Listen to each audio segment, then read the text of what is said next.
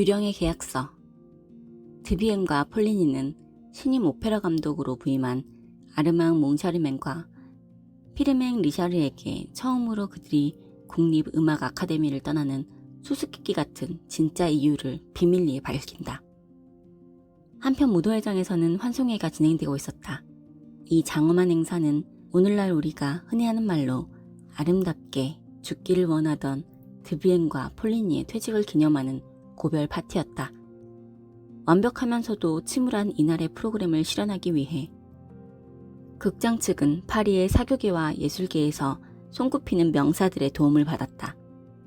공연이 끝난 후 모두 무도회장으로 몰려들었다.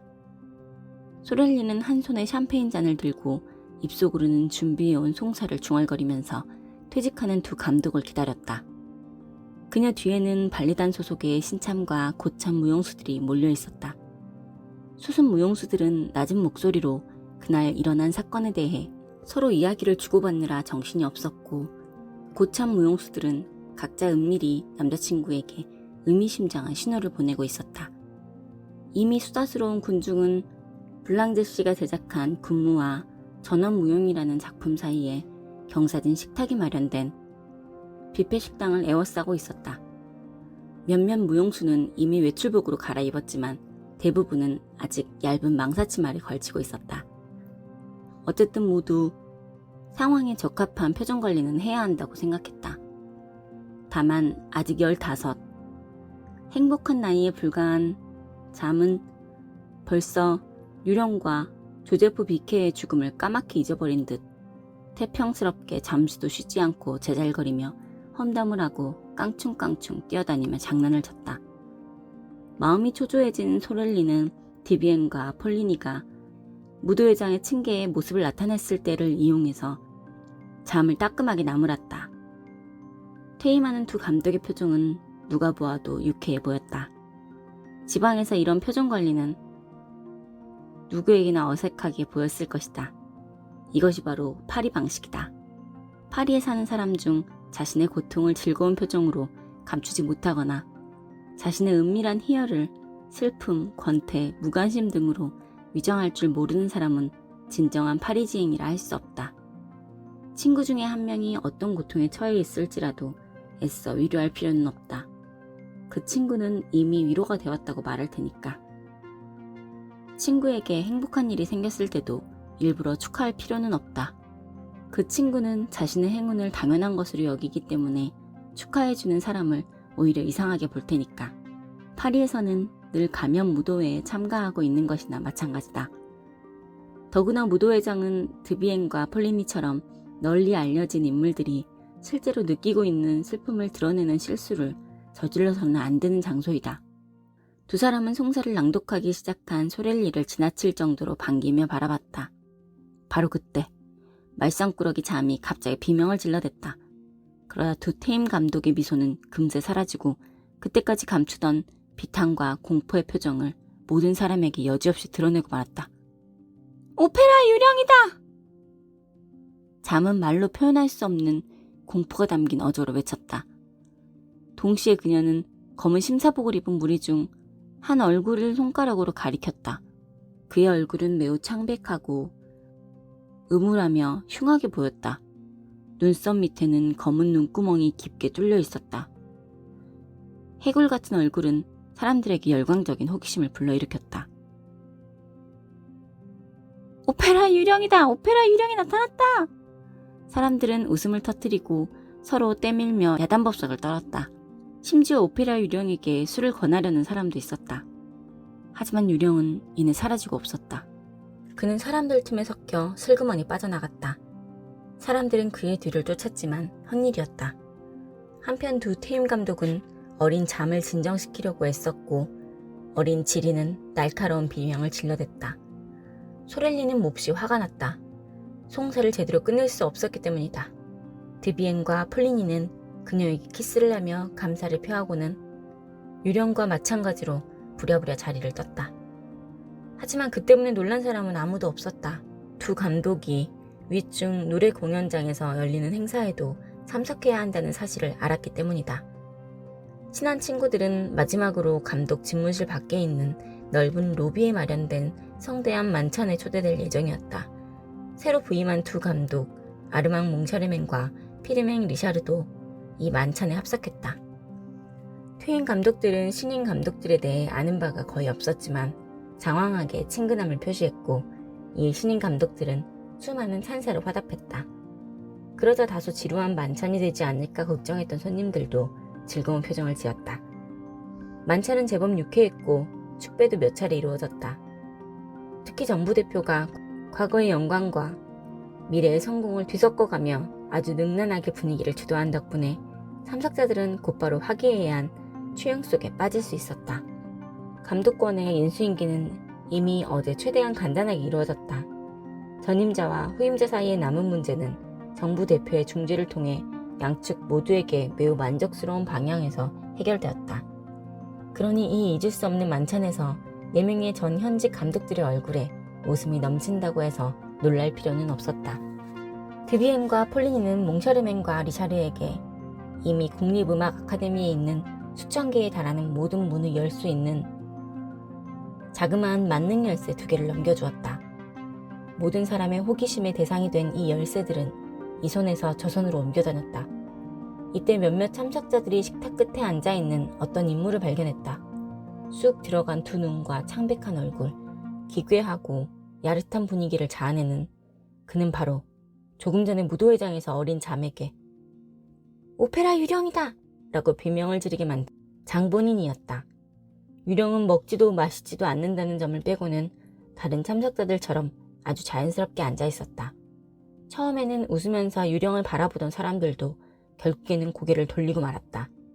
보기만 해도 으스스할 정도로 인상이 음산했다. 아무도 무도회장에서처럼 농담을 던지지 못했고 누구도 저 사람이 오페라 유령이다! 라고 비명을 지르지도 못했다. 유령은 단 한마디도 하지 않았다. 그의 옆자리에 앉은 사람조차도 정확히 그가 언제 와서 자리에 앉았는지 모르는 모양이었다. 하지만 모든 참석자는 설령 죽은 자들이 어쩌다가 돌아와 살아있는 사람들의 식탁에 앉는다 해도 저렇게 으스스한 얼굴은 하지 않을 거라고 생각했다. 리샤르와 몽사르맹의 친구들은 이 앙상한 참석자가 드비엔과 폴리니의 친구일 것이라고 생각하는 반면 드비엔과 폴리니의 친구들은 이 시체 같은 남자가 리샤르와 몽샤르맹의 손님이라고 믿었다. 그래서 아무도 해명을 요구하지 않았고 누구도 무덤에서 나온 듯한 이 손님에게 기분을 상하게 할 만한 불쾌한 지적도 기분 나쁜 농담도 하지 않았다. 참석자들 중 몇몇은 유령에 관한 전설과 무대장치 담당자가 묘사한 유령의 모습을 알고 있었다. 하지만 아직 조제프 비케의 죽음에 대해서는 모르고 있었다. 이들은 식탁 끝에 앉아있는 저 남자야말로 오페라 극장 측에 못 말리는 미신에서 비롯된 유령의 살아있는 모조품이 아닐까 하고 내심 생각했다. 그런데 전설에 의하면 유령은 코가 없다고 했는데 이 남자에게는 코가 있었다. 몽샤르맹은 자신의 회고록에서 그 손님의 코가 투명했다고 밝히고 있다. 그의 코는 길고 가늘며 투명했다. 나는 그 코가 가짜일 수 있다고 덧붙이고 싶다. 몽샤르맹은 그 코가 번들거렸기 때문에 투명하다고 생각했을 것이다. 모두 알다시피 오늘날은 의학이 발달해서 선천적으로 혹은 잘못된 수술로 인해 코를 잃어버린 사람들에게 기막힌 가짜 코를 붙여줄 수 있었다. 그날 밤 유령은 정말로 초대받지 않았는데 감독들이 연회에 참석했을까? 그 인물이 오페라 유령이라고 확신할 수 있을까? 누가 감히 분명한 사실이라고 주장할 수 있을까? 내가 여기에서 이 일화를 소개하는 것은 유령이 그처럼 대담하다는 점을 독자들에게 믿게 하려는 것이 아니라 단지 그런 일도 충분히 있을 수 있다는 점을 알려주고 싶었기 때문이다. 어쨌든 그가 오페라 유령이었다는 주장에는 나름대로 충분한 이유가 있을 듯했다. 아르망 몽샤르맹은 자신의 회고록 11장에서 이렇게 말하고 있다. 우리의 취임식에 있던 첫날 저녁을 돌이켜볼 때 나는 드비엔과 폴리니가 사무실에서 우리에게 털어놓은 비밀 이야기와 우리의 만찬에 참석했던 그 낯선 유령 같은 인물을 따로 떼어 생각할 수 없다. 그날 과연 어떤 일이 일어났는지 정확히 알아보자. 식탁 중앙에 자리 잡은 드비엔과 폴리니는 해골 같은 얼굴을 한 그 사람이 불쑥 입을 열 때까지도 그의 존재를 미처 눈치채지 못했다. 수승 무용수들의 말이 옳습니다. 불쌍한 비케의 죽음에는 뭔가 석연치 않은 점이 있습니다. 드비엔과 폴리니는 소스라치게 놀라며 소리쳤다. 비케가 죽었단 말입니까? 정체를 알 수 없는 그 남자가 조용히 대꾸했다. 예, 그는 오늘 밤 지하 3층에서 목을 매단 채 발견되었습니다. 라우리의 왕에 쓰이는 배경 그림과 벽면 사이에서 말입니다. 두 감독, 아니 두 퇴임 감독은 자리에서 벌떡 일어나서 그 사람을 이상한 시선으로 노려보았다. 그들은 무대 감독이 죽었다는 소식을 듣고 다른 사람보다 훨씬 더 흥분했다. 그들은 서로 마주보았다. 그들의 얼굴은 식탁보보다도 더 하얗게 변했다. 드비엔과 리샤르와 몽샤르맹에게 모종의 신호를 보냈다. 폴리니가 참석자들에게 몇 마디 사과를 하더니 네 사람은 감독 직무실로 가버렸다. 몽샤르맹은 자신의 회고록에서 이렇게 증언했다. 드비엔과 폴리니는 점점 더 흥분하는 것처럼 보였다. 그들은 자신들을 몹시 난처하게 하는 어떤 사연을 우리에게 털어놓고 싶은 듯했다. 먼저 두 사람은 우리에게 식탁 끝자리에 앉아서 조제프 비케의 죽음을 알려준 사람을 아느냐고 물었다. 우리가 전혀 모르는 사람이라고 대답하자 두 사람은 더욱 불안해 보였다. 그들은 우리에게 주었던 만능 열쇠를 다시 빼앗고 잠시 살펴보더니 고개를 설레설레 흔들었다. 그러더니 방과 사무실 그리고 기밀을 요하는 물건을 위해 최대한 비밀리에 자물쇠를 바꾸라고 충고했다. 그들이 하는 말이 너무나 이상하게 들려 우리는 웃음을 터뜨리며 오페라 극장에 도둑이라도 들었느냐고 물었다. 그러자 그들은 그보다 더 나쁜 일이 있다고 대답했다. 바로 유령이 있다는 것이었다. 우리는 또다시 웃기 시작했다. 그들이 만찬의 대미를 장식하기 위해 농담을 한다고 확신했기 때문이다. 그들의 요청에 따라 우리는 짐짓 진지한 태도를 취하고 그들을 기쁘게 하기 위해 기꺼이 그 놀이에 가담하기로 결심했다. 그들은 만일 유령으로부터 엄명을 받지 않았다면 유령에 대해서 아무것도 털어놓지 않았을 것이라고 했다. 그들은 우리가 유령에게 상냥하게 대하고 그가 요구하는 모든 것을 들어주게 하라는 명령을 받았다고 했다. 하지만 그 독재적인 유령이 주인처럼 지배하는 영역을 떠나 유령으로부터 완전히 해방된다는 사실에 더없이 행복한 나머지 두 사람은 마지막 순간까지도 이 흥미로운 이야기를 우리에게 털어놓을 것인지 망설였다고 했다. 우리가 쉽게 그런 이야기를 믿을 리 없기 때문이다. 하지만 조제프 비케가 죽었다는 소식을 듣게 되자 두 사람은 불현듯 유령의 요청을 들어주지 않았을 때마다 기이하고 불길한 사건이 발생했다는 사실을 떠올리고는 유령의 뜻에 따르지 않을 수 없었다. 두 퇴임 감독은 아주 진지한 어조로 은밀하고 중대한 속내를 털어놓는 동안 나는 리샤르를 힐끗 바라봤다. 리샤르는 대학교에 다니는 동안 익살꾼으로 소문이 자자한 사람이었다. 그는 사람들을 놀리는 수많은 방법을 터득하고 있었다.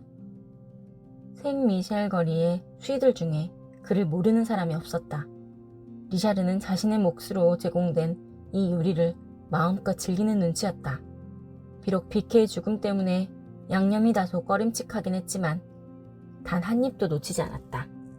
그는 두 퇴임 감독의 이야기에 맞추어 슬픈 표정을 짓고 고개를 끄덕였다. 유령이 극장 안에 산다는 사실을 알고 난 후에는 오페라 극장을 책임진다는 것을 비통하게 후회하는 듯 애처로운 표정을 지었다. 나는 그의 절망적인 태도를 어중간하게 흉내냈다. 우리는 최대한 참으려고 노력했으나 결국 드비엔과 폴리니의 면전에서 웃음을 터뜨렸다. 두 사람은 침울한 얼굴이 순식간에 무례할 정도로 밝은 표정으로 바뀌는 것을 보고는 혹시 우리가 미쳐버린 것은 아닌지 생각하는 눈치였다.